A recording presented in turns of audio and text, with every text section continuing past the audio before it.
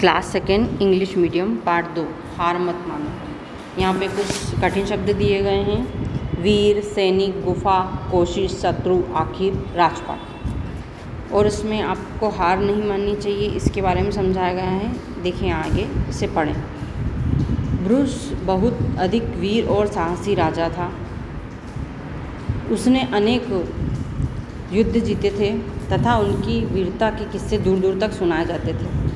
Bruce नाम का एक राजा था और वो बहुत वीर था। उनके जो वीर रहते हैं या पराक्रमी राजा रहते हैं, अगर उनका पराक्रम अच्छा होता है तो उनकी तारीफ दूर दूर तक होती है और उनके किस्से दूर दूर तक सुनाए भी जाते हैं। किंतु एक बार वह युद्ध में अपने शत्रुओं से हार गया।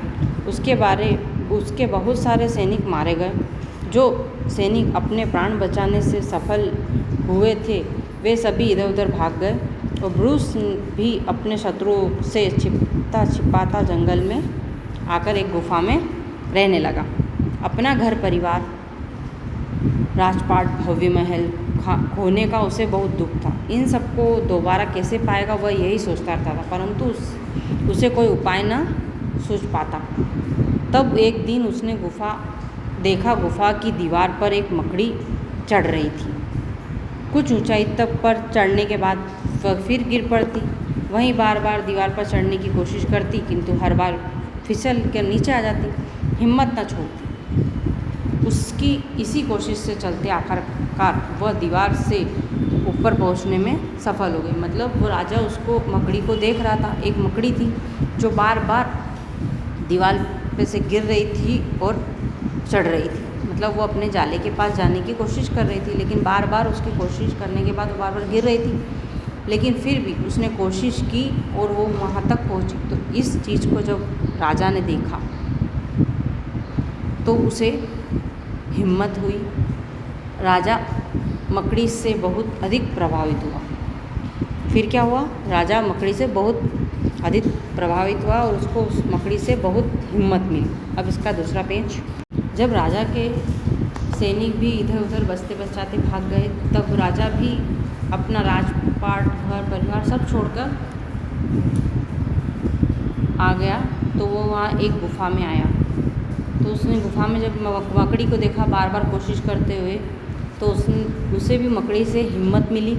उसने मन ही मन में सोचा, अगर एक मकड़ी बार बार कोशिश करके दीवार पर चढ़ने में सफल हो जा सकती है तो मैं अपने शत्रुओं को हराकर अपना राजपाट दोबारा क्यों नहीं हासिल कर सकता।